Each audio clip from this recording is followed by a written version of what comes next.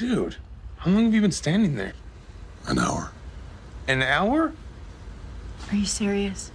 I've mastered the ability of standing so incredibly still that I've become invisible to the eye. Watch. You're eating a Zarg nut. But my movement was so slow that it's imperceptible. No. I'm sure I'm invisible. Hi, Drax. Damn.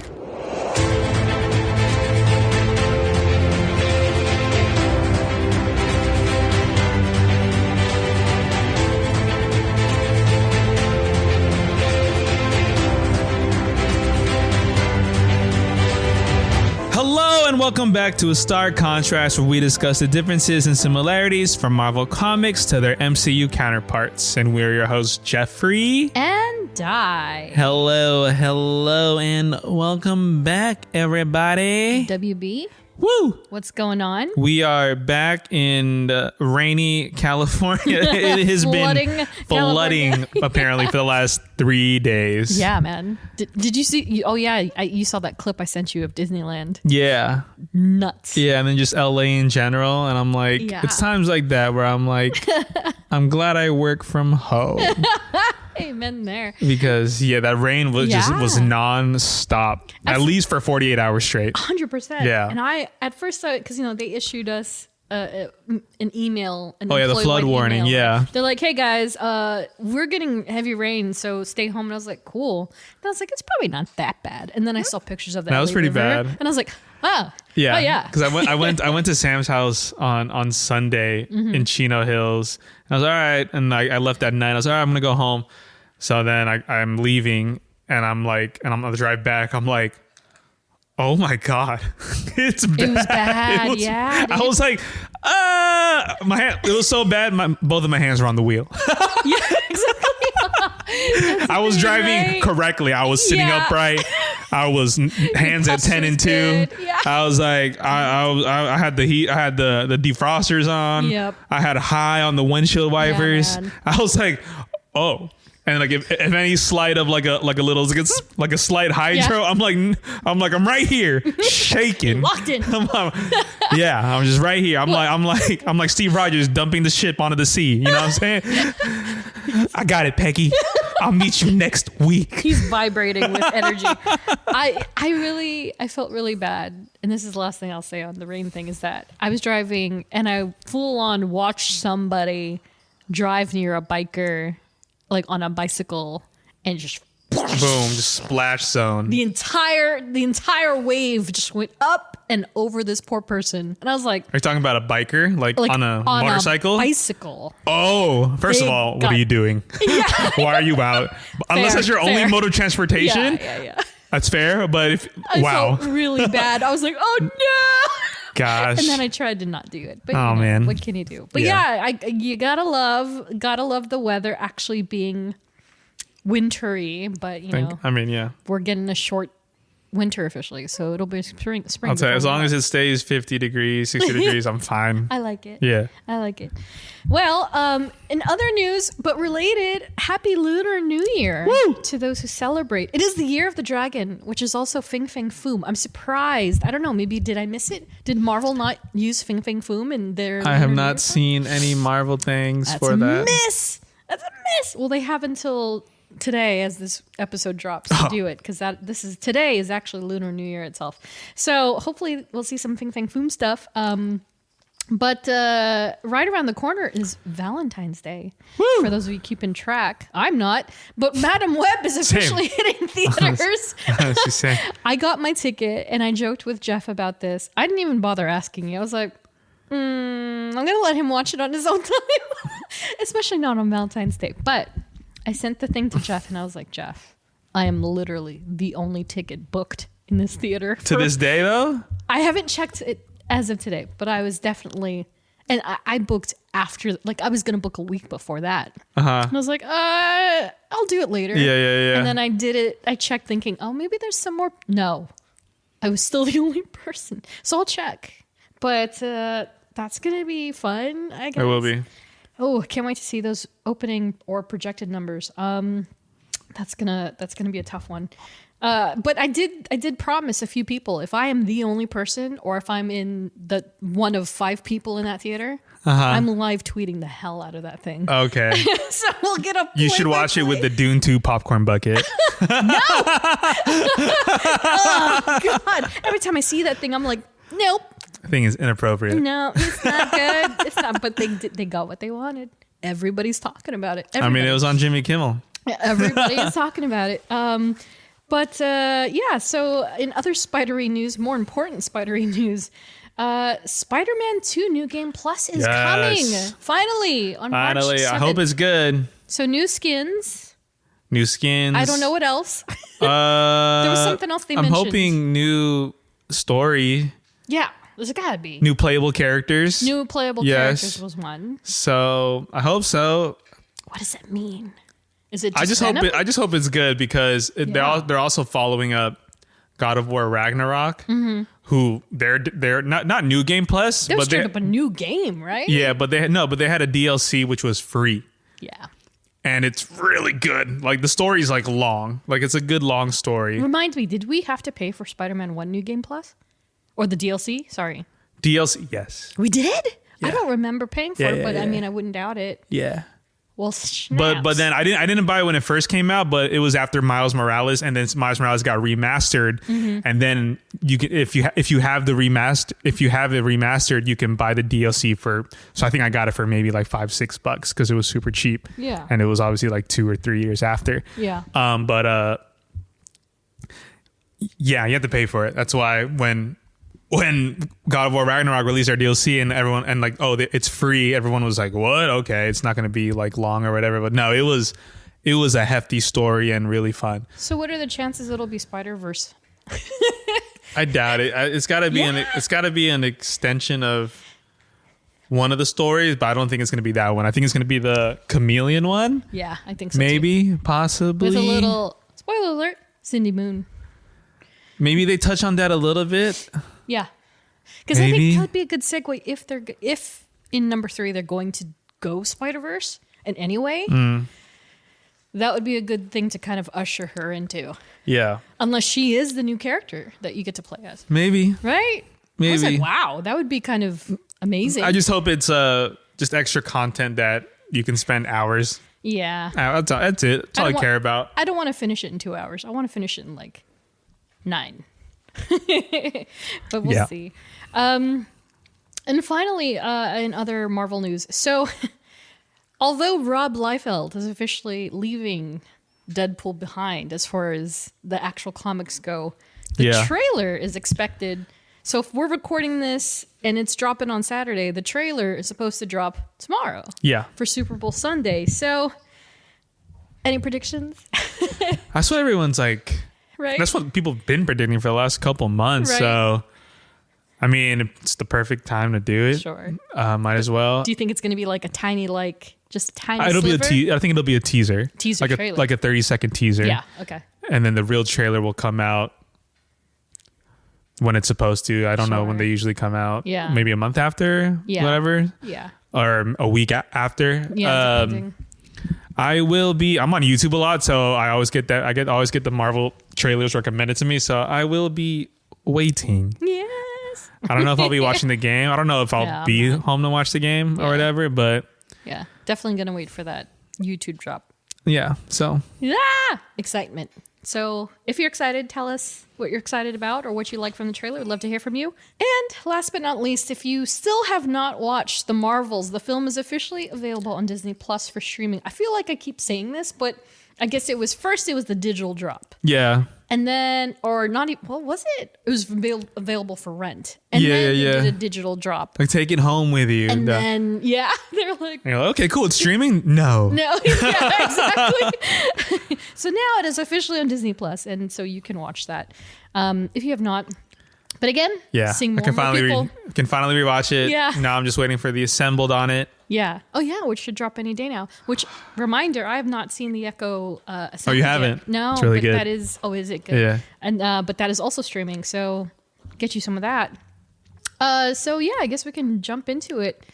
But before that, reminder, we are not experts and we don't claim to be. We're just a couple of nerds nerding out. And this episode, we're doing, again, a cosmic rewind to cover one of our Guardians of the Galaxy, Drax the Destroyer. Ah, Drax. Do you have a Drax impersonation?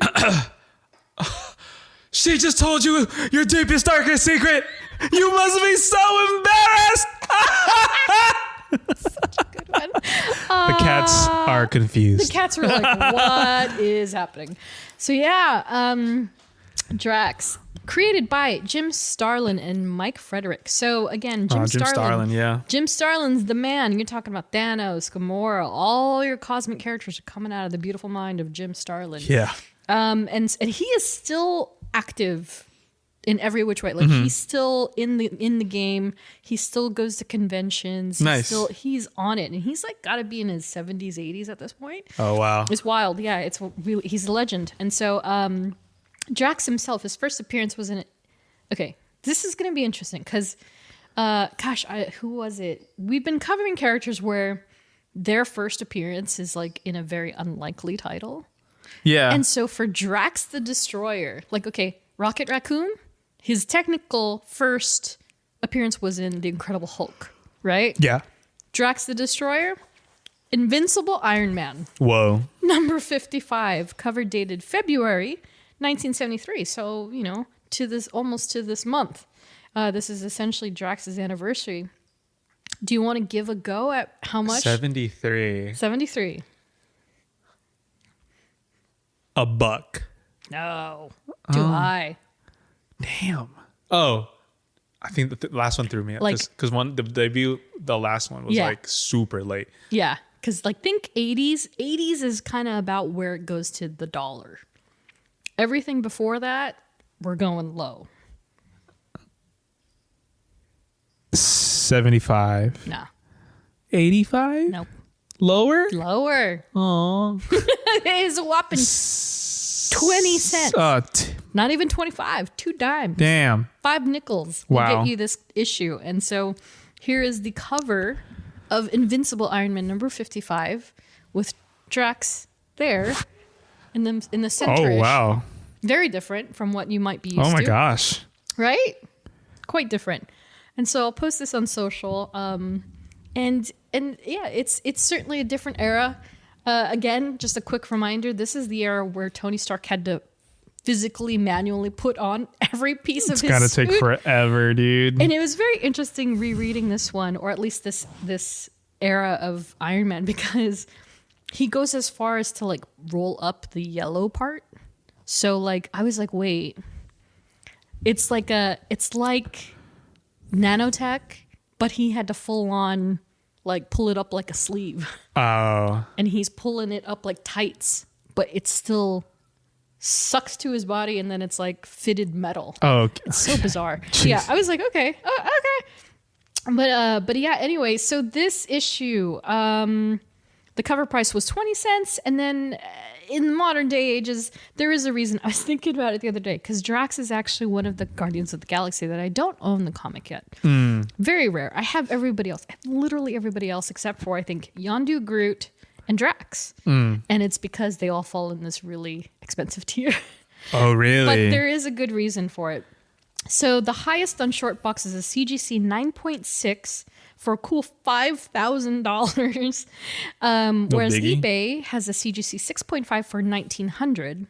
A fair market value seems to be about $2,800 to $3,800. Oh my So gosh. the person on short box is asking for too much, essentially. But, you know, I mean, hype is hype. So they're going to get as much as they want for it. Whereas the lowest I found was a CGC 3.0 for $425. 4.0? 3.0. 3.0? For $400, yeah. Gosh. And then a 2.5, ironically, for more on eBay for $445. But the interesting thing, so this is the first time we've actually encountered this type of the grading while doing the show, but the one on eBay, the 2.5 is a restoration version. So the gold series is the signature series, blue is normal. Restoration, it's a purple one. So you see a purple strip at the top, and it essentially is exactly that. The book was restored by a certified vendor or somebody who fixed it in a way, like made the pages a little whiter or fixed a just a little crease, cleaner. whatever. Yeah. But but yeah, so it's restored from its original quality. It's still lower in condition, but it met regulations necessary to make rank. So that's 445. And then raw, if you just want the comic itself, it's about $300.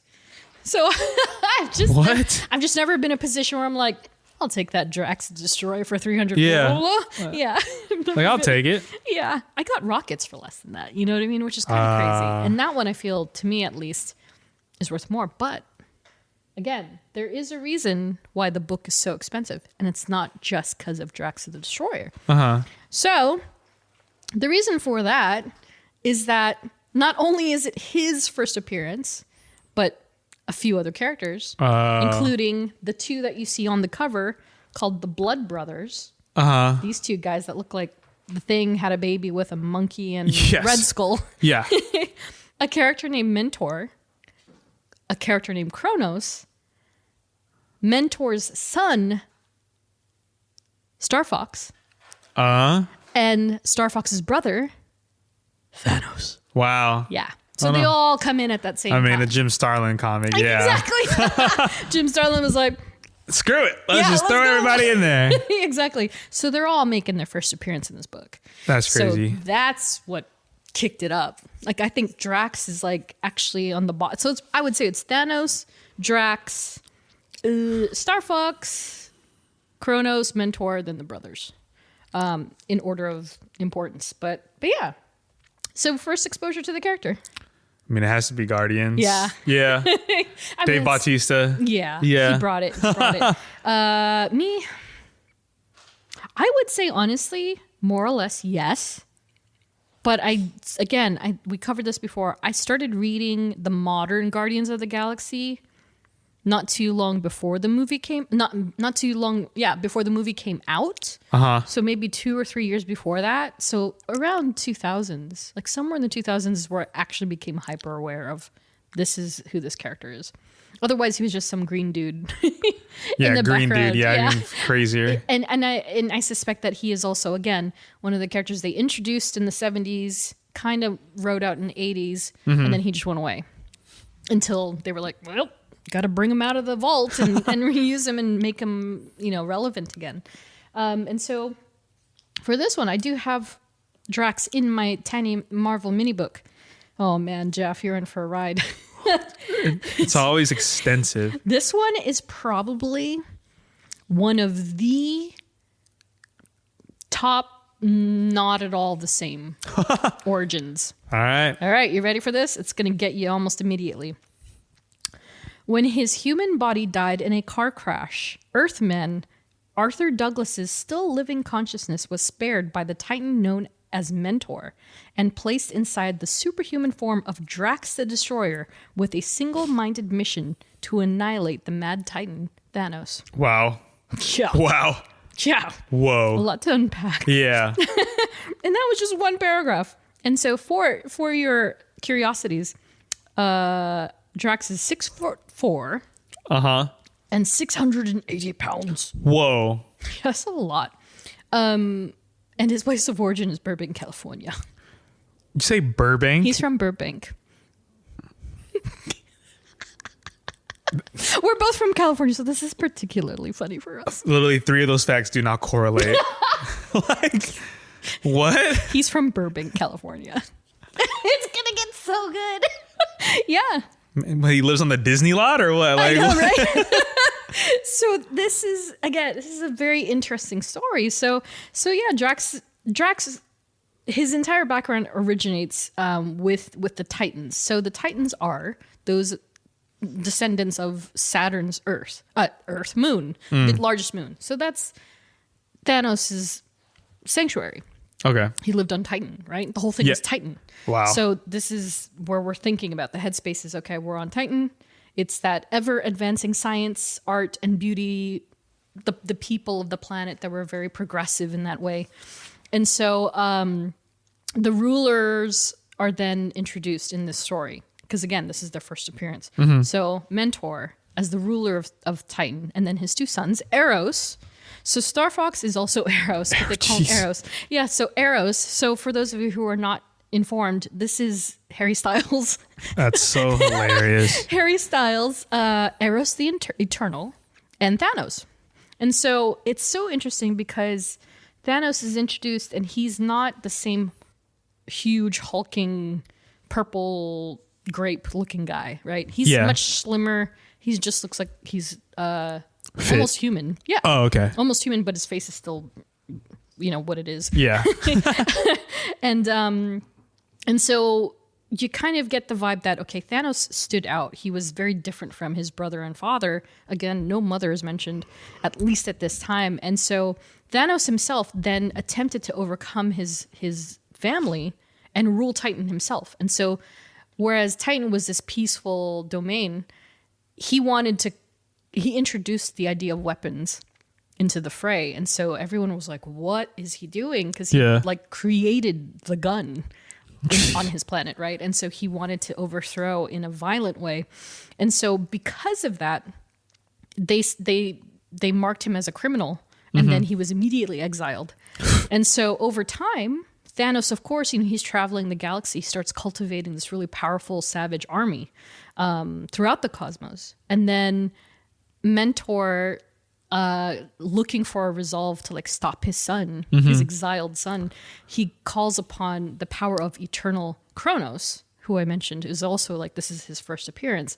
And Kronos, then the two of them together, use their powers. So Kronos is this sort of disembodied entity, and he has temporal powers. And so, he can make anything. He can create anything. Jeez. And you never see him. He's just in the stars, right? And so Kronos then creates a warrior from galactic power and solar winds, quote unquote, releasing him from a planet's crust. So it's very much like a Sam Raimi movie where this fist just comes out of a planet's dirt, and he pulls himself from the rubble. That's so funny. Yeah, and it's Drax the Destroyer. And his only purpose is to stop Thanos. That's all he is meant to do. And so that is seemingly the end of his story. In the introduction, that's all they give you. But, of course, that's not it, considering what we just read in the book. Yeah. So it isn't until more than a year later we then learn the truth of Drax's origin in Captain Marvel number 32. Wow. Cover dated May 1st, 1974. So it's more than a year later that ended Captain Marvel. And so this is the era of Captain Marvel where it's still Marvel. Oh, okay. Yeah, yeah. So Captain Marvel. Uh-huh. And so another very cosmic book, Jim Starlin is at the helm again. And so Drax enters the story along with other familiar cosmic adjacent characters, and they're all battling it out. Iron Man is also there again. It's so funny because in the old books, he's depicted not nearly as tech savvy and strong as he is now. Now, nobody, it would be difficult to take Iron Man down. But back in the day, dude, again, you see on the cover, they get him in a headlock, it's over. It's dang. So he's also present, but Drax is essentially surviving his last attempt to kill Thanos. And so at this point in time, Thanos has possession of the Cosmic Cube. So the Tesseract. He's got the Tesseract. And so that amplifies his power. It allows him to become this deity of sorts. And so he's one of those that are of the stars, and he's so huge and powerful and almost like Galactus, if you will, right? Yeah, yeah. And so Thanos then forces Drax to question the roots of where his hatred even came from. Because, Drax is I have to destroy you. And he's did you ever stop to think why? That's literally what he says to it. Yeah, and Drax is damn. Oh. Yeah, exactly. Damn. And so then Thanos, equipped with the Cosmic Cube, uses that power to unlock the memory that is essentially kept away in Drax's mind. But of course, this was I don't know if they planned this or if they just thought, we should probably give the man a better storyline. And so Thanos unlocks this memory. It's then we're introduced to the scenario. It's a picture, if you will. I think I have the screenshot ready, but it's 1953. There's a long stretch of a dark road in Nevada. Mm-hmm. And a man by the name of Arthur Sampson Douglas is driving on the road with his wife Yvette and their daughter Heather after seeing his favorite musical artist in concert, Elvis Presley. Okay. And let me just say, I didn't expand on it later on, but Arthur was also a saxophonist. Okay. There's this amazing screenshot of him in a modern comic, and he looks like Ron Swanson playing a saxophone. Because didn't Ron Swanson have an alter ego? Yes. What's his name? You know what I'm talking about, I right? do know. I didn't watch that show religiously, but I'm aware my of that. gosh, yeah. Like they figure it out. Like what? Yeah, Ron? It's basically that. Okay. That's what Arthur Douglas looks like. And so yeah, they're on the way home. They just saw Elvis Presley. They're jazzed. They're going back to Burbank, and then it's a dark The Burbank night. thing kills me every time, so dude. That's just. funny. Oh, where do you live off? The 134, or do you live off near Ventura? Like Exactly. What? Drax, where do you live? Yeah, exactly. Oh, it's so funny. And so this spaceship, this foreign craft, as they call it, zooms by overhead, and it comes back around, and whoever is on that ship decides to blow up the car. It veers off the road, it flips, catches on fire, immediately kills Yvette and Arthur. Mm-hmm. And then we then learn that it was Thanos, and so that was his first Earthbound exploration. And so he basically was like, oh no, they saw me, I messed up, like I can't have witnesses. And so he decided to kill them. Oh my God. And so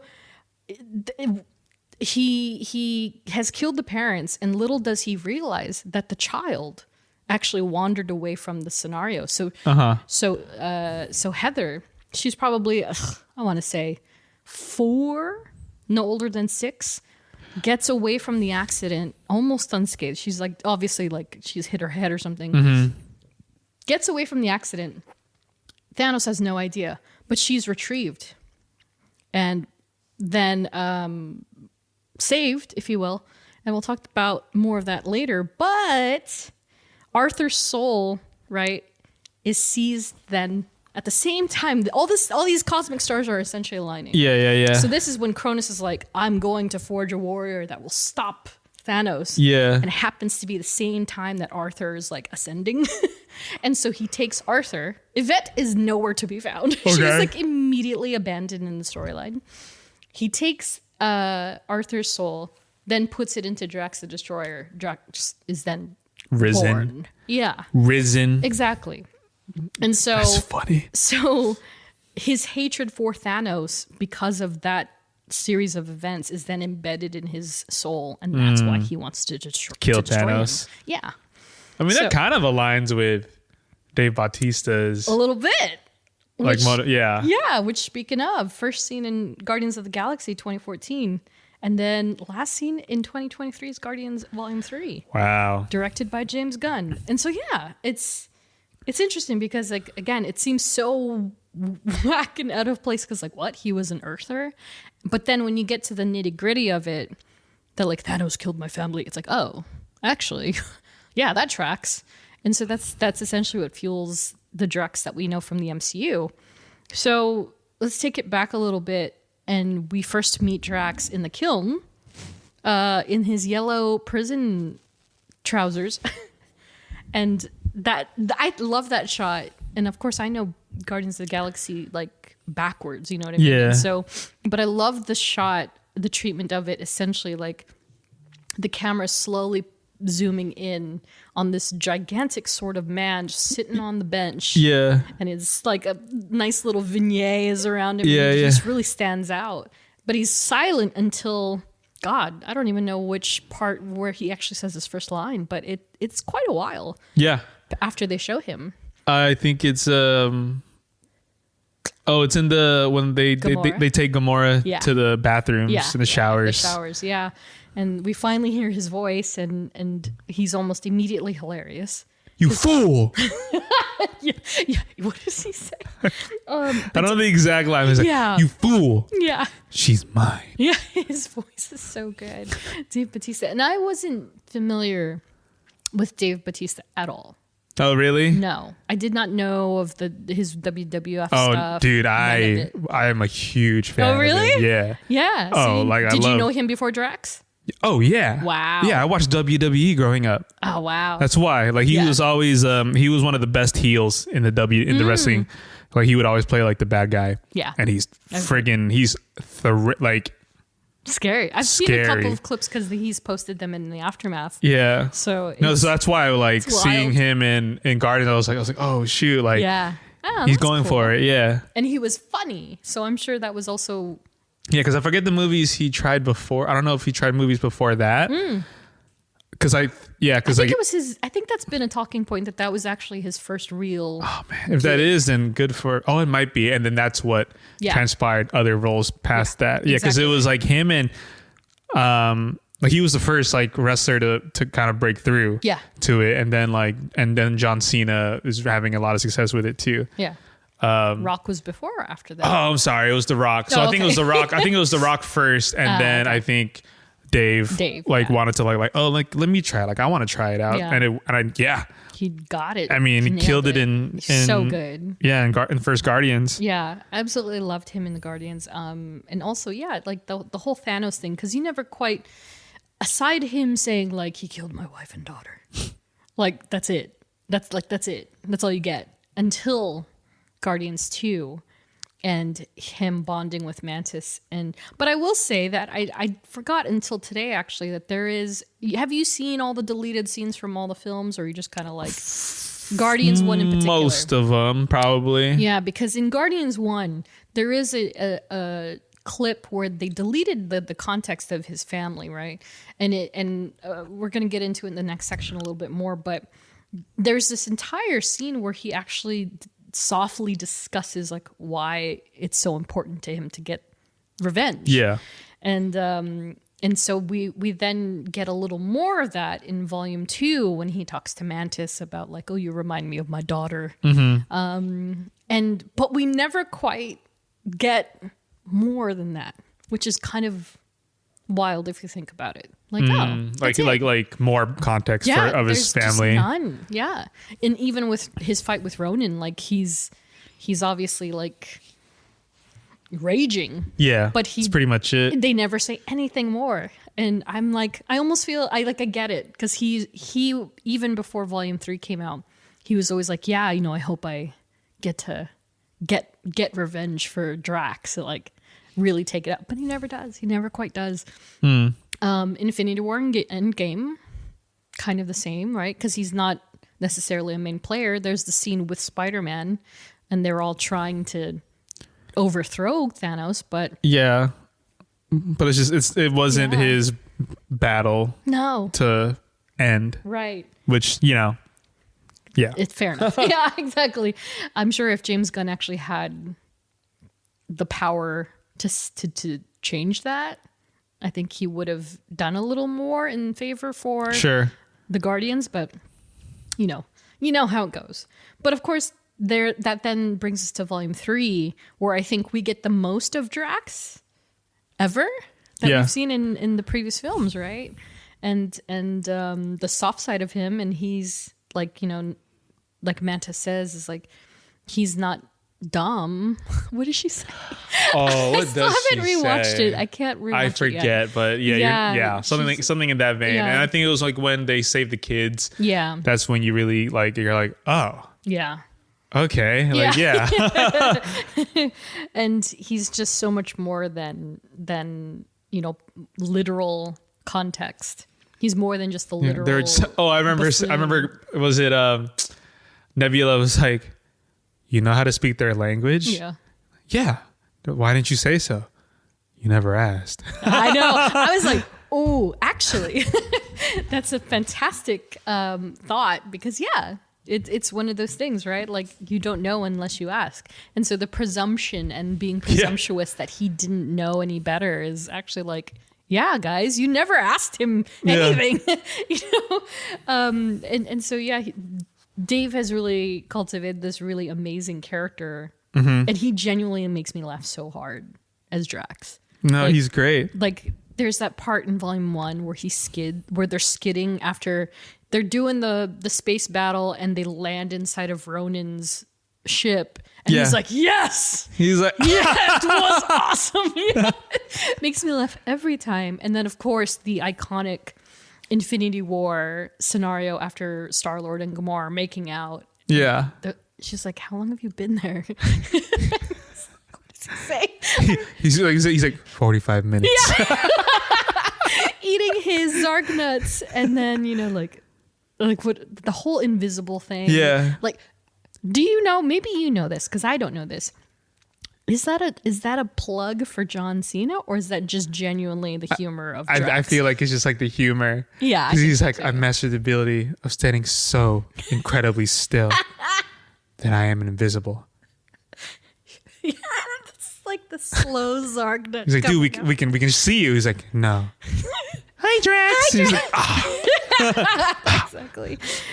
Which is more reason to love his dynamic with Mantis. So when it comes to aesthetic, so I wanted to jump right into aesthetic because it is very important for this particular character. And so on our doc, Jeff, you'll see like 3 iterations of Drax, 2 are comic and 1 is MCU. And you can see right off the bat, Drax has undergone some modifications over time. And so he leapt from this very classic purple and green, caped, brute looking reminds me of superhero. what's that? The Martian dude from DC. Oh. Martian Manhunter. Martian Manhunter. Is that it? Maybe. Martian dude. Martian dude. Yeah. Martian. You're right, actually. Yeah. Martian Manhunter. That's the vibes it gives Oh, me. interesting. Okay. That's a take for sure. I mean, I'm thinking of also the version he from looks like a few things put together. yeah. I'm thinking of the version from the Bat flick. Post credit. There's a post credit scene. Oh yeah. Yeah. Actually, yeah. Yeah, that's pretty good. Yeah. So yeah, he's very superhero-y. He's got boots and capes with a giant belt and Yeah. gauntlets on each wrist and 6-pack. 12 So pack. funny. And so, of course, in our previous episodes, we've discussed like the science of color. And so Drax himself, the green and purple, again, it's science, hubris, and also like chaos in a weird way. Yeah. And so it's that pretty much represents the character, especially with the touches of red that he then gets in his second, more modern iteration. Which is definitely the most similar to what we see in the movies. And of course, they arrived at the same time. So it was kind of like, this is what he's going to look like in the film. Let's change him in the comics when we reintroduce the Guardians of the Galaxy. And so he was then introduced as that, the green version, shirtless, with tattoos. And then Dave Bautista came with the look as well. And so, although his tattoos are simplified in the comics these days, they definitely hold more nuance in the MCU. And so, yeah, back to that cut scene from Volume 1, he points out to Rocket and Groot, and he says, like, oh, this is the birth of my daughter. This is when Hovette was killed. And Yeah. like, he points to certain parts on his chest. And so, I wish they didn't cut it. And that might have also been repeated a little bit in Volume 2, but... yeah, if it's something that unless you look closely or you see like high res photos of the character, you won't really see it. It just looks like art. It looks like art on his body. Yeah. And aside from those things, the biggest attribute of difference is that Drax is also notably green in the comics. And he still is. He still is. They didn't change anything about that. And he's gray in the films. And so I feel like it's pretty obvious that the reason is pretty simple for that is because green is difficult to work with on a green screen. Well, that and also Gamora's green. Gamora, exactly right. And Gamora is also green. And James Gunn has said that, like people have asked like, why isn't Drax green like in the comics? And he's like, green screen, Gamora. Like Can't have 2 green characters. Exactly. They would look very interesting. And so Gunn decided to change up the coloration. And it's actually very cool because if you do see, again, like high-res photos of the character, you can see he's like almost speckled like granite Yeah. or like cosmic rock or Yeah, something. it's super cool. Super duper cool. And so if you click the link that says color accurate fan art, Mm-hmm. Jeff, you're going to see what Dave Bautista would have looked like as a green and red Drax. And I'm okay with the gray. I prefer the gray. Yeah. It's a lot. That's a lot. It's a lot. It's super like, okay, whoa. Yeah, even if they toned it down to look more like Gamora green, it still would have been overkill. Seeing two green people Yeah. on a screen, Yeah. it would have definitely been like, Yeah. okay, what's going on Jarring. here? Yeah, they made a very good call making him gray. And so the entire process, as a lot of you may have heard, it took upward of 5 hours for Dave to get into the full Drax makeup. And the team eventually got it down. They streamlined it. They did him a solid, and it took him 2 to 3 hours after Not the fact. bad. But man, and I'm sure you've seen this, Jeff. Like, there's that time lapse of him, like with his arms up on like pipes, and he's just standing yeah. there for hours. And I was like, oh my god, it's so. I mean, yeah, brutal. imagine like you're going in for a day of work and your call time's at like, let's say it's 9, right? Yeah. Yeah, and then, but like the work starts before that. You have to be in the makeup chair or whatever Yeah. trailer at 5. Yeah. And you're like, oh god. And then Chris Pratt just gets to roll in like an hour before, 2 hours. And even with Gamora's green, the Yeah. thing about that is just it's only her face and her arms. Mm-hmm. It's not her whole upper body. Yeah. Yeah. And that's why Dave really had his work cut out for him. Yeah. Because not only is he gray, but then they also had to overlay the tattoos on him That too, which took forever. Yeah. Which took forever. And so, of course, he looks the same up through Endgame and even, up through Endgame. And then it's actually in Thor, I think Love and Thunder, where they actually introduced some sort of vest onto Drax. And we don't see it fully until Volume 3. Yeah. So he doesn't get some clothing until then, which is, I'm sure he enjoyed, because then he just had to do the same thing as Gamora, where his neck upward and his forearms or his arms need to be painted, but his chest is good. And they probably cheated a little bit. They probably just wore a bodysuit or something, you know. But yeah, you know, it's cheers to that man. He did his due, and he looks fantastic. And so for powers and paraphernalia, so considering his creation, if you will, by Kronos, Drax is then titled an Avatar of Life. So he's immediately then enabled with superhuman endurance, durability, stamina, hypersenses, super strength, as well as a healing factor, which you could pretty much see in the MCU. Like, he's almost unstoppable. Almost. Yeah. Not quite, but he's pretty strong. And so in the comics, Avatars of Life are individuals who are specifically selected by the cosmos to uphold a balance between life and death.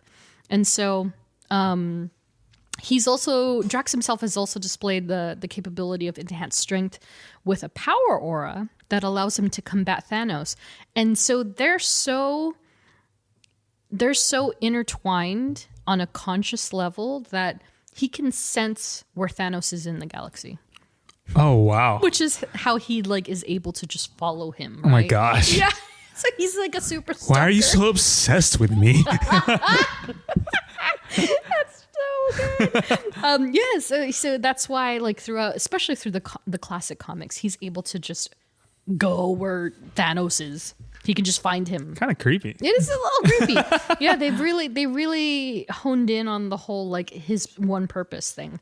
And so as far as the avatars of life go, there are only 2 documented avatars of life in the 616.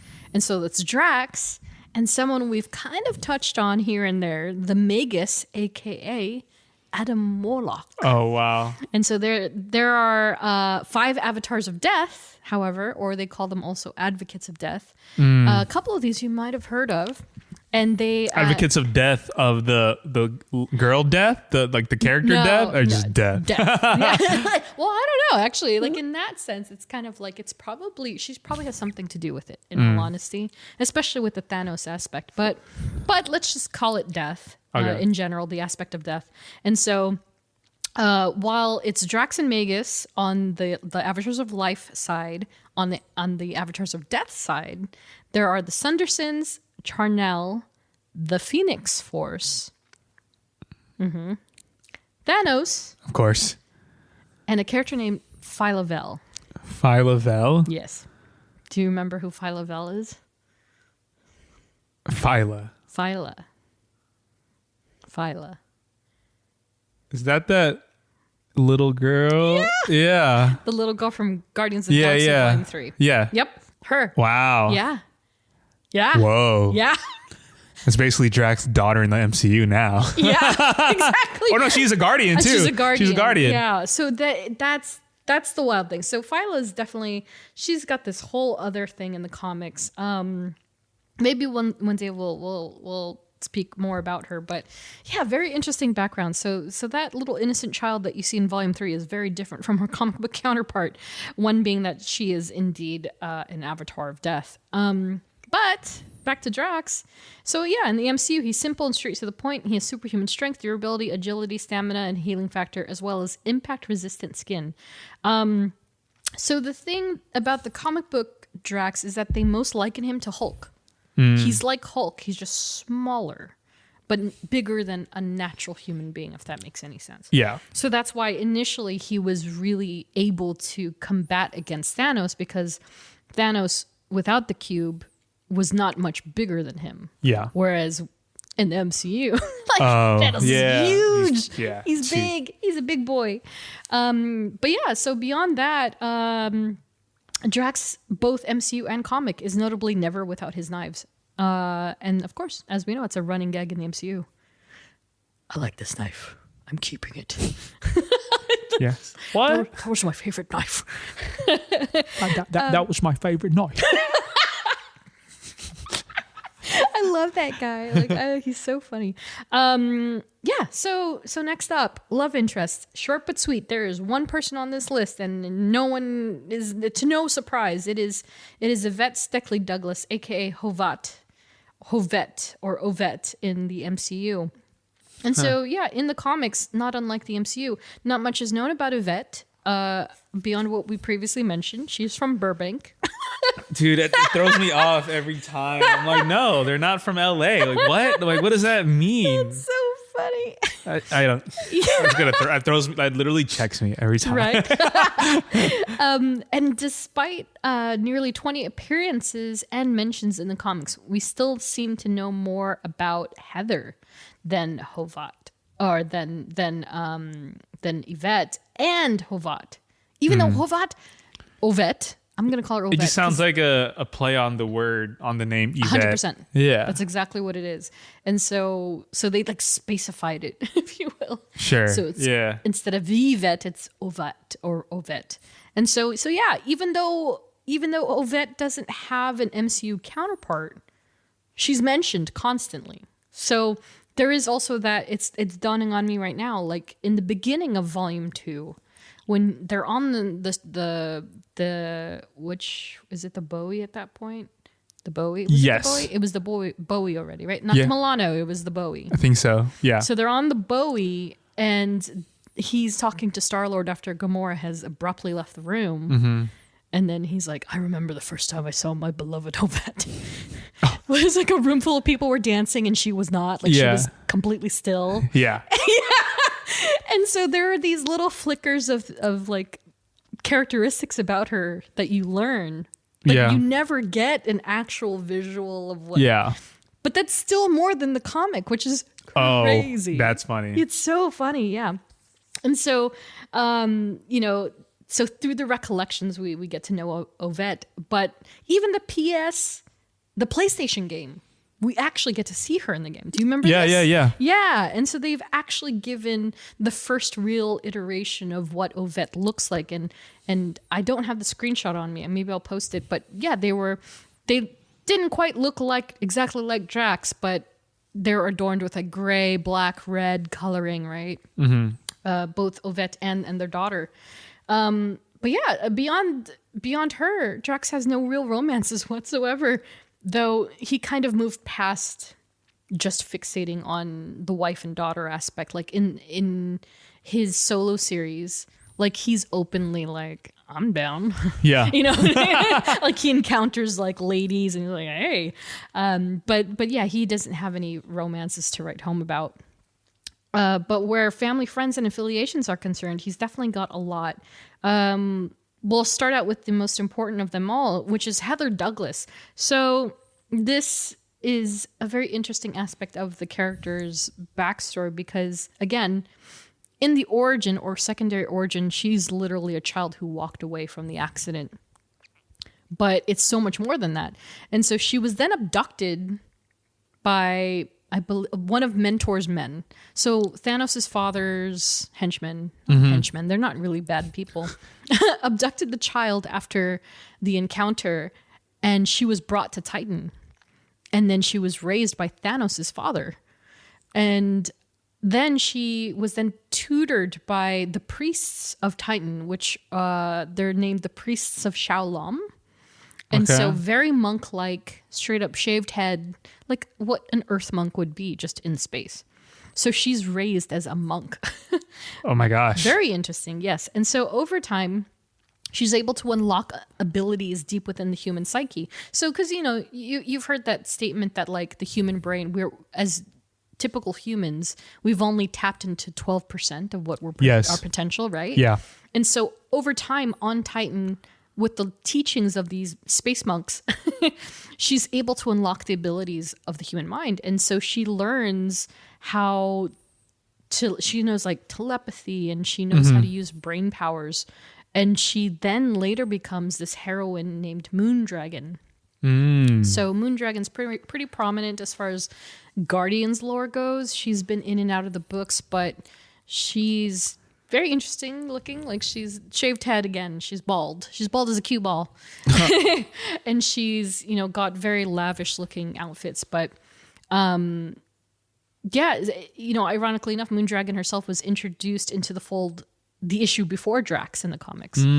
So it's so weird if you think about it. So it's like Moondragon's first appearance, Drax the Destroyer's first appearance, then the Drax origin story with the daughter that is immediately impacted with the Moondragon origin as well. And then Moondragon, freaking these are so funny. Rocket Raccoon was introduced in Incredible Hulk. Drax was introduced in Invincible Iron Man. Yeah. Moondragon was introduced in Daredevil. Oh, wow. It's like all over the place. But I could tell it was sort of like they had to position stuff. Yeah. Like we got to get this drop out. Like we got to. And so they're just like, yeah, I wonder how that worked back then. I don't know. It seemed a little chaotic. If you look at it within that short frame, it's like, what are they doing? Yeah, I know. But yeah, so she was introduced before Drax, technically, even though her origin comes a little later, and that's when they're intertwined. And so her first appearance is Daredevil 105, cover dated November 1973. Oh, after. If he's February. Yeah. So I just course corrected myself. There So you go. shortly after. But yeah, but it's still before the origin story came together. Okay. So maybe they just thought, yeah, let's do it. I don't know. Just throw it in there. Yeah, just throw it in there.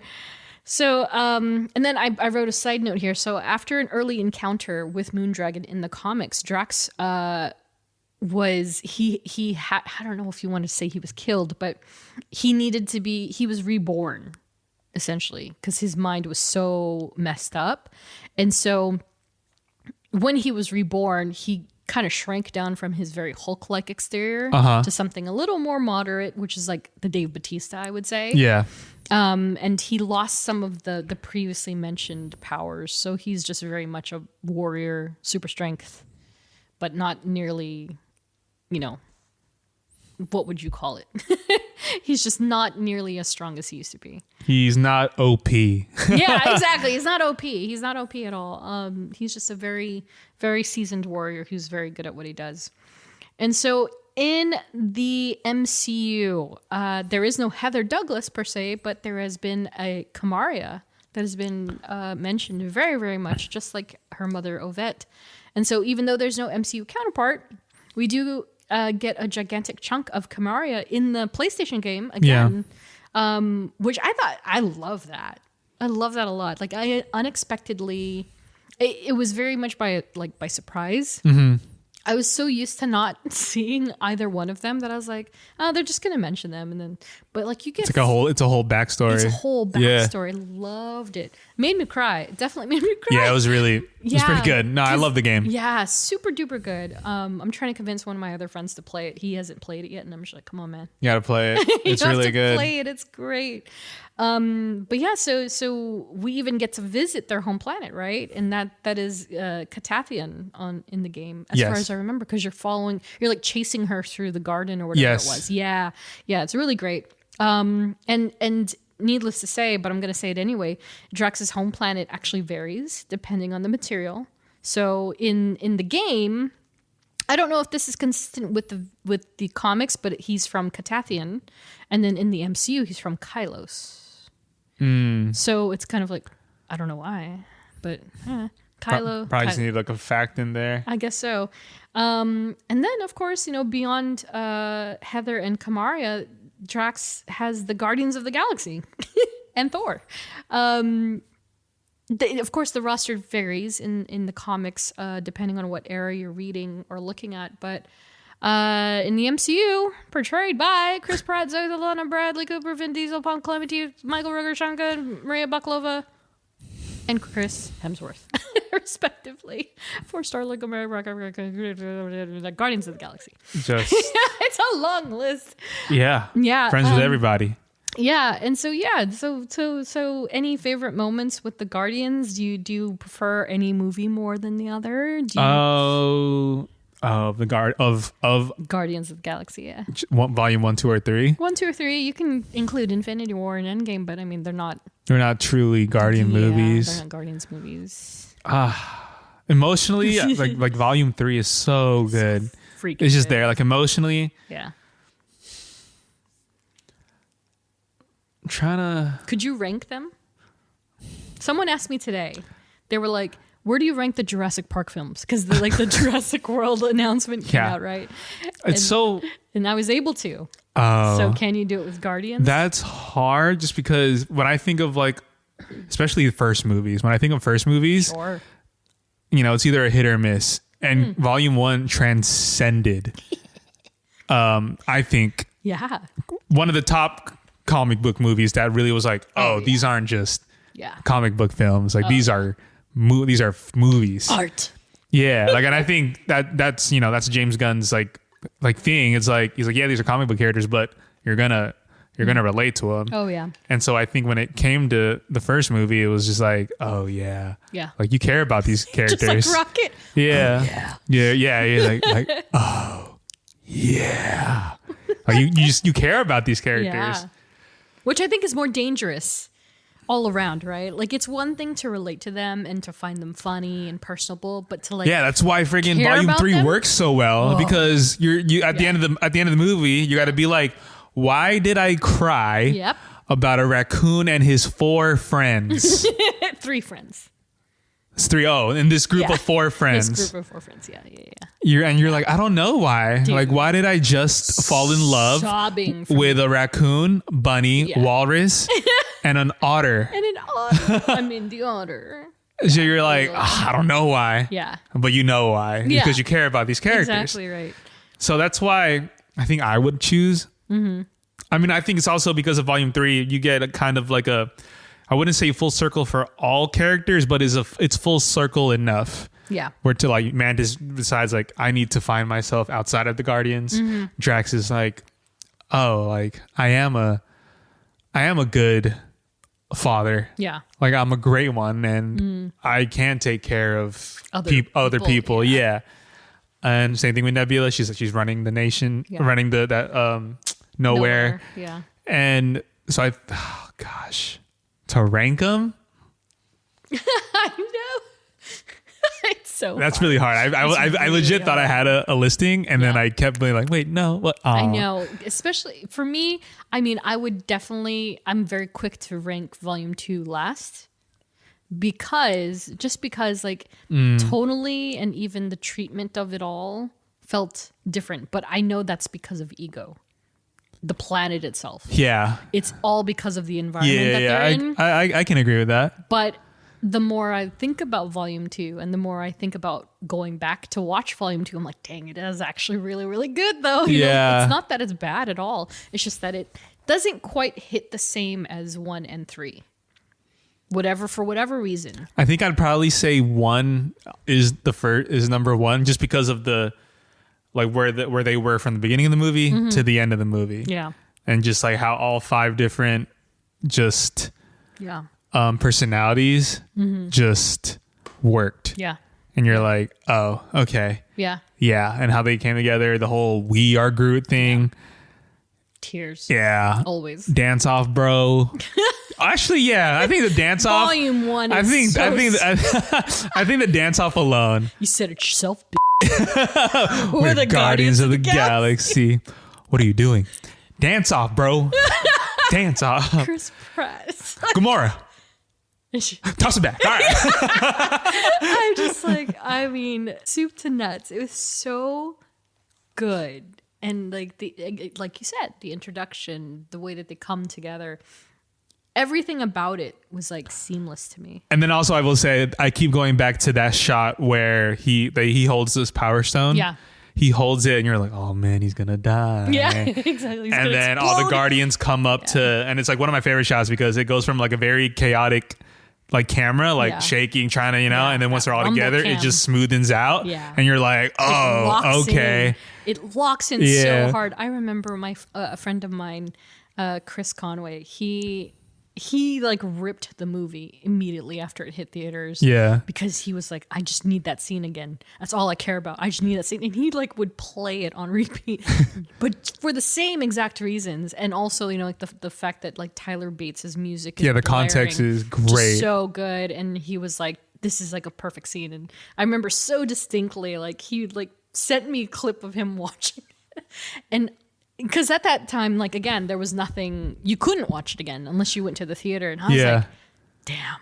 Because it was it's so good. I think even Lee Pace's line before Chris Pratt does, you said it yourself, where Lee Pace is like, how? You're mortal. Yeah. I was like, oh, that's pretty good. So good. And of course, Lee Pace himself, we don't talk about him too much in the next section, but he, as a character actor, is so incredible.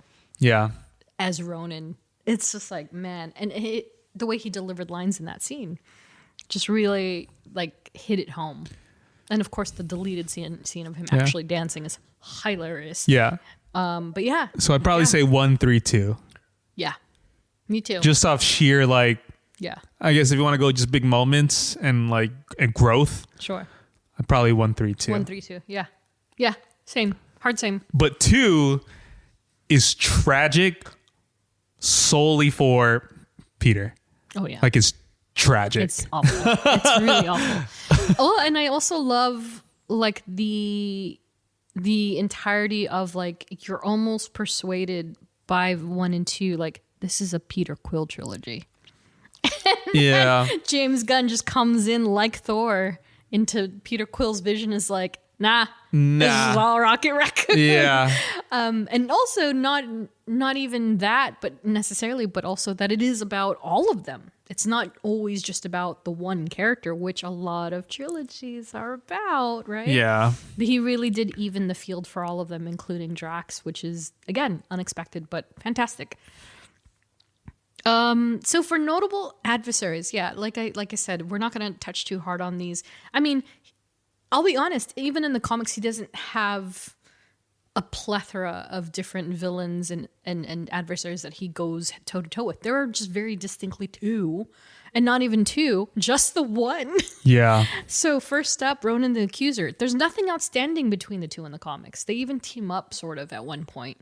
And yeah, when any interactions arise, it's obviously with the rest of the Guardians. So it's never a focus between Drax versus Ronan. It's just they're in the same capacity. And of course, again, Ronan the Accuser portrayed by Lee Pace in the films. So first seen in 2014. 2014. This is the 10th year. Oh my God. I was going to say, I was like, oh, that was like 6 years ago. I know. Oh my God. How? Wow. How? Speaking Wow. of how. So I'm waiting for some 10th anniversary box set to come and take my money. Like, just take my money, please. I should ask my good friend, my good personal friend, James Gunn on social media. Maybe he'll tell me. But yeah, last seen in Captain Marvel 2018? 2017? 2018? I didn't put the year. Wasn't so. Captain Captain it was Marvel. Captain Marvel. 20. Come on, Jeff. My heart says 2019. You're so good, dude. 2019! February 2019. Happy Valentine's Day. Yeah, you got it. So Yes! yeah, so we haven't seen Ronan since 2019, which of course that makes sense. Unless you count What If Season 2, where he made a very brief on-screen appearance. That's true, yeah. In that episode is. 1. What if Nebula joined the Nova Corps? So yeah, very quickly, let's talk about Ronan versus Drax. And that beautiful shot of him falling into the yellow liquid on nowhere. Oh yeah, that was kind of dramatic too. That Very was artistic. that was definitely one of those moments of the movie where you're like, oh, everyone's down and Yeah. out. Everyone's losing. Gamora's gonna die. Yeah, you're like, oh man, this team is like Shambles. in shambles is basically the word. Yeah. That portion was very interesting because they, again, I know too much about Guardians of the Galaxy in general, but I do very distinctly remember like James Gunn mentioning the film, the photography, right, of the film itself and the treatments and like stuff that they would never do again, like Peter Quill rescuing Gamora in space. He would never do that treatment because it was underwater. They shot it underwater, and he said it was a pain in the butt. But on the flip side, they did the different frame rates with the slow-mo, and in this case, Ronan versus Drax, where you just kind of... They also do these weird push-ups on, like... What was it? What part was it? Oh, yeah, like the stone scene, for instance, right? Where they're about to fight to grab the stone, and then you just get that push-in of Ronan's face, and like he's like slowly like opening his mouth, and his eyes are freaking crazy. So yeah, I like the liberties that they took with showing like Drax's weaknesses and also his strengths, and like the blades, like when he's up against the Kree soldiers, including Diamond Hansu, and how when he flips the two guards and it goes from like whatever frame rate. I'm not a frame rate person. I don't know what frame that is. To slow-mo. But it goes into the slow-mo and his blades are just like dripping with blood. It's so cool. And then, all the way to what we just said. You said it yourself, bitch. Yeah, the entire scene is utterly fantastic, and the way that they were able to overcome the Power Stone. Power Stone, right? Not space. Power Stone. Purple, yes. Purple. Yeah, so that's pretty much it for them. Again, like, not unlike the comic, they don't really have a direct... Oh, actually, just kidding, because Ronan, he said that he remembered killing his family. He was like, I do remember killing. Yeah. Matter of fact, Yeah. I do remember. Yeah, even though it wasn't really him. Yeah. But it was Thanos I want. Yeah, exactly. Yeah, they don't. He has obviously more against Ronan in the MCU than he did in the comics. But when it comes to the big baddie, like I said, to different color enemies. Yeah. From blue to purple. Blue to purple, all these space colors. I mean, see, you look around my living room, and you're like, oh. It's space colored. When I had my apartment in Studio City, one room was just neutral. The other room was blue and the other one was purple. And I was like, oh my God. Oh, super quick sidetrack. You know what Sam got me recently from Daiso? Yeah. They have like character like cases. It's like cylindrical, like clear cases. You can put like characters in there. So I'm gonna put like you can put like Funkos in like them. a holder. Yeah. Yeah. Protective case, Yes. if you will. Okay. It's like cylindrical. Yeah, And so it was like that's cool. because she hates boxes. Well, she hates, which I get as She a. hates like literal like She hates, four like- angles No, she just hates like boxes that like. display boxes. Yeah. Boxes. And it's like just throw them away. Yeah. And it's like, but Filipinos, like hoarders. We're like miniature hoarders. So she was like, please. And I was like, all right, yeah. And so I'm like, Wow. oh, these are really cool. And they're from Daiso. They're super cheap. Yeah. So I'm going to put my Funkos in those things. They got a different, like, to add on to that sidetrack, they have like little leveled tiers for little figurines. They got multi-layered like shadow boxes. Like, it's the spot to go. Like, you don't have to go to Michael's to buy like a because I do have like $45 I have like display. 2 Funkos and then like one other Funko type thing, and it's just like in the box. Yeah. Because I only have my Wanda Funko on Yeah. my desk right now. Wanda. Yeah, so I'm like, the other ones are just on a windowsill Yeah. in the box, so Yeah. might as well just display them. Might as well, yeah, honestly. So, Thanos. So, yeah, again, we've discussed him throughout this entire episode. If we're familiar with anything about Drax, it's that Thanos is responsible for killing Drax's wife and daughter. And that's maintained through the comic book version, though, again, it's not, he doesn't realize it until Thanos, like, tells him, like, hey, remember what I did? Yeah. Which is also like, why would you do that? It's like, damn. you want to remember why you want to kill me? It's because I moited your family. It's like, what? Murdered He them. murdered her. Yeah, and so of course Josh Brolin portrays the indomitable Thanos, and So he good. will not buy a Dune popcorn bucket. Oh, I'm with him. What did he say? He said, I'm not putting hand my hand in that thing. Amen, brother. And he just recently visited the La Brea Tar Pits, which I got to discuss with That's him. right. That's As the La right. Brea Tar Pits. Hi, Josh. He also Hey, said, bestie. yeah. He also said he might return Yeah, as he wants to return. and- Thanos. Oh, yes, that's right. Yeah. Yes. That's crazy. Yeah. That and then Jeremy Renner being like, "Hey, I want to." I'm ready. I'm like, bro. If I was Jeremy Renner, I would just tell Marvel, I'm like, send me off. Like, send me off. Like, let's do it. Oh, really? Yeah. Yeah. Well, I just feel like, I just want him to be like. I want him to be there to mentor Kate the way that she needs. to yes, be and I feel like that's totally fine. Like, Yeah. but I feel like he should ask also, like, I think it's my time, the way the way that Scarlett is done, Chris is done. You want him to go proper? Not he doesn't have to die. But I thought we agreed that the Hawkeye ending was like neat as a pin. It was good. Oh yeah, I think it is good, but Yeah. it seems like he wants to come back. Yeah. But I don't know why he would say that. Like, I get it, but I'm also. well, I like, mean, it's probably because after his accident, Yeah. and he's like, all right, like he probably felt like some rejuvenation of like, let's do it again. But I mean, yeah, I mean, technically he is in a good place. He's away and everything, Yeah. but if you want to go out with a bang, I guess like one more, not kill. You don't have to kill him, but if you want, No. but if you want to, not allowed. but if you want to, I Let him mean, be normal. Just let him be like. just let him be with his family Just let him be with his family. Just like I'm okay with him coming in. and dying. I'm just kidding.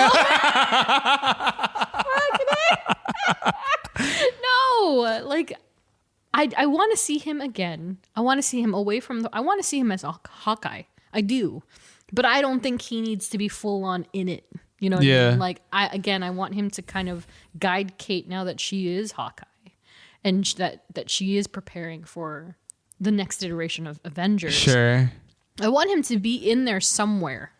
I also want him to have another interaction with Yelena, albeit very brief, but in a good way, where they're not like beating each other up and crying over Natasha, but yeah, like just a little bit, just a little bit, but he doesn't have to die. He just goes home. Like he leaves and he's gone. You know what I mean? Yeah. But if anything, I would prefer that they don't do anything. They Yeah. just leave him be. Yeah. He's gonna be old man Hawkeye one day. Fair. Yeah. Like, let him know. Let him go. We lost too much already. But yeah. Nah, kill him. But it is funny in Josh Brolin's case because, yeah, like comic book told him, they're like, did you know you're the most killed off character in the MCU now? Because he has twice. Because twice. He's died in the films, but also in What If, he dies in almost every episode. Oh, that's true.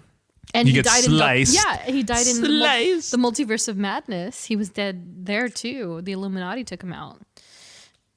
Oh, that's right. Yeah, Forgot about that. The ultimate Wow. version of the battle. Yeah, so it's interesting that he would want to come back into the fray. I'm for it, but if everybody's forgotten about this because no one's talking about it, when they open that new ride in Disney California Adventure, supposedly that's all multiverse Thanos.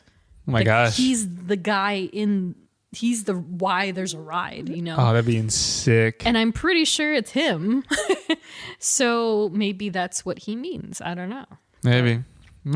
I welcome more Thanos. I'm good with it. If it's an AU, like it's like a multi-dimensional thing and it's like another version of him, cool, bring it. Yeah. Like I'm cool. I mean, he's so good as Thanos. He's just too good. Yeah. Who doesn't want more Thanos? Drax doesn't, that's for sure. But yeah, like we mentioned above, Drax never quite gets his revenge, despite anything.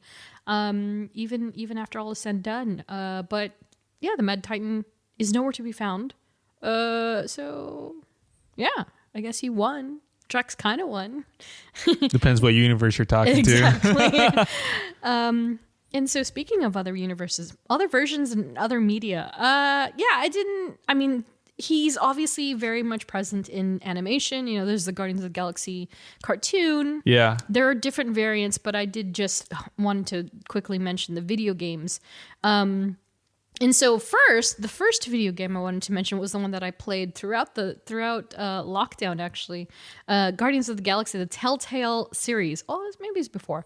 And he was voiced by Brandon Paul Ells. And it was a choose your adventure game. And it came out in 2017. But they dropped it like once a month or once every, I don't know what it was. But you only got one chapter at a time. And I think there's 5 chapters total.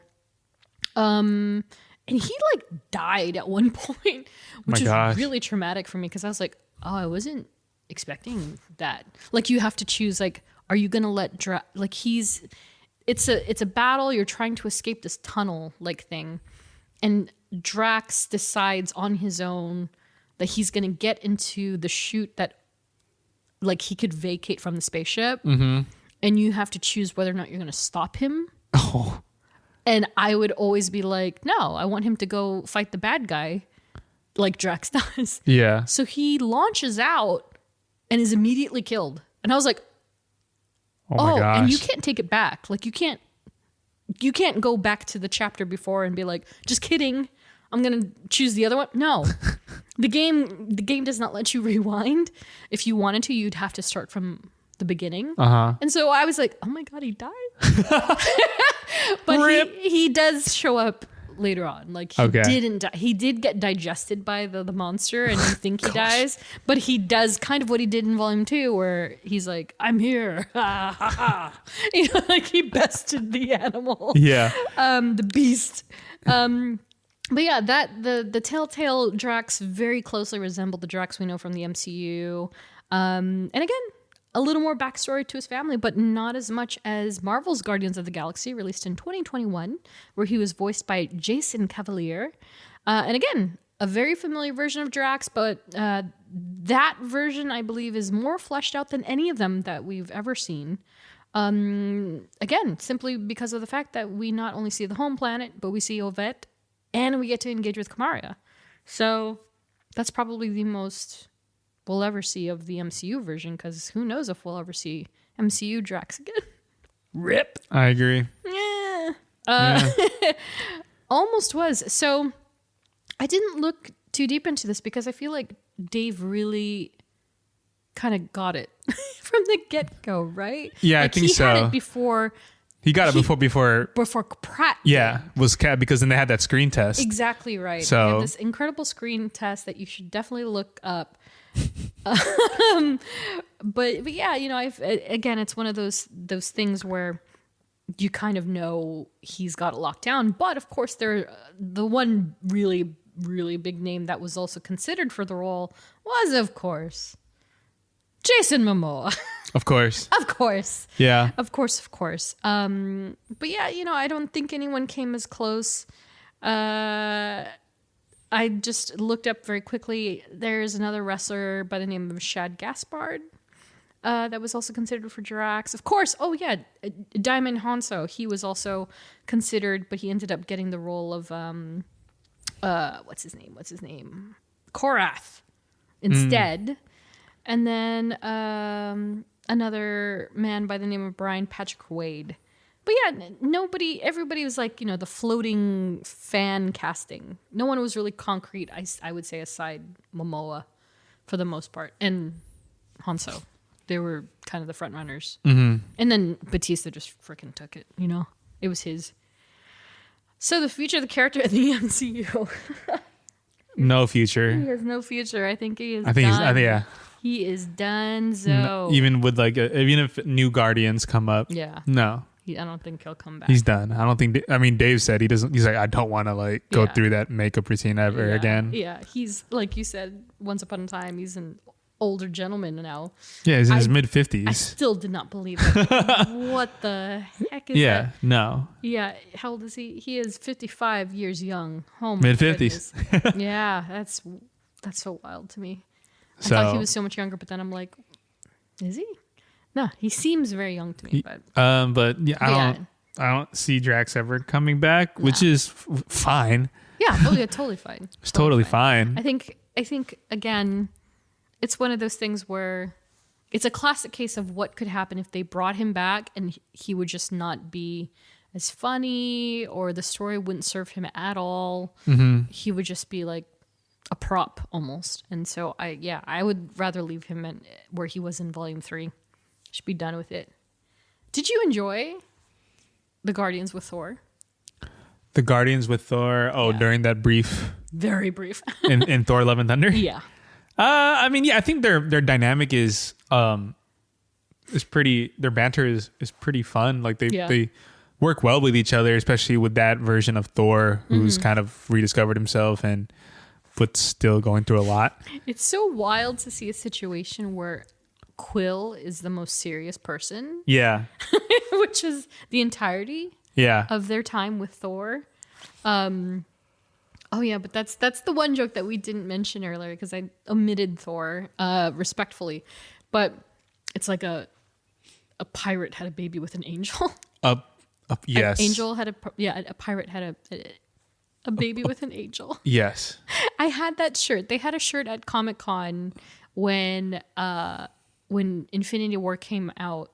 It was quite literally a pirate flag with a skull. Yeah. A plus sign, angel wings. And equals Drax. Equals Thor. Mjolnir. So Thor. Yeah. That's funny. Yeah, I had that for the longest time. But yeah, they didn't, aside those little funny nuances, they didn't really have like a straight up dynamic. Like it was always like kind of Thor, Rocket and Groot versus the rest of them. Yeah. But yeah, I did enjoy it. I enjoyed them a lot in that film, even though they were only in it for 5 minutes. Sure.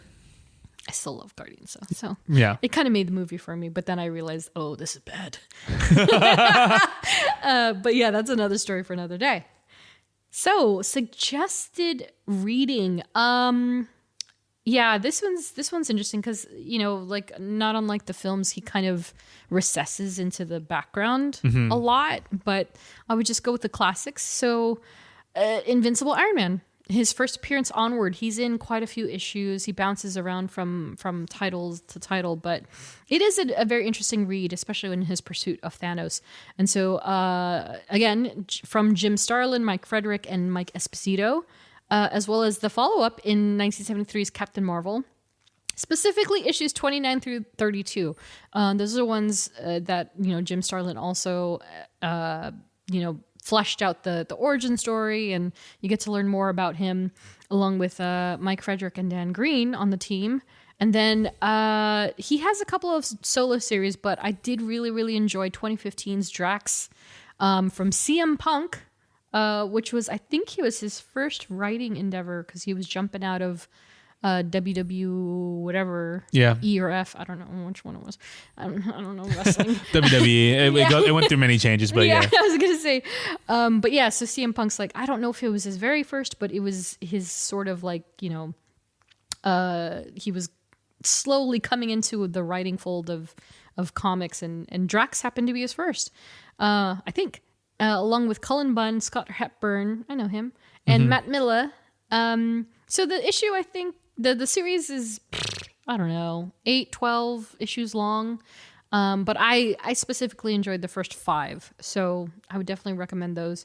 And then, of course, last but not least, any modern era of Guardians of the Galaxy, especially if you enjoy Dave Bautista, his version of the character. It's the most familiar, and it's well drawn, and he's not just running around as a green caped, I need to kill Thanos. Like, he actually has some personality. Yeah, so definitely go get you some of that. And with that, that's the end of the show. Oh! Thanks for listening. Next episode. Just so I can finally stop saying Madame Web. Gosh. At least until we cover the other featured spiders. Join us next time to learn all about Madame Web in our next episode. And last but not least, thank you to all of our Patreon supporters, and a special We Are Groot salute to Ashley, Tyler, Laura, Edgar, Joliz, Andrea, Eve, Chris, Andrew, Nats, Sherry, Ed, Jenny, Ariel, Melanie, Katie, and Robin. Woo! Follow us on social at STRKCNTRST. And if you like what you hear, please review, rate, and subscribe. Once again, thank y'all for listening. We will catch you in the next one. See you later. Bye. Romantic, sexual love. No, I don't. For her. No, that is not. Okay. She just told everyone your deepest, darkest secret. Dude, come on. I think you're overreacting a little bit. You must be so embarrassed.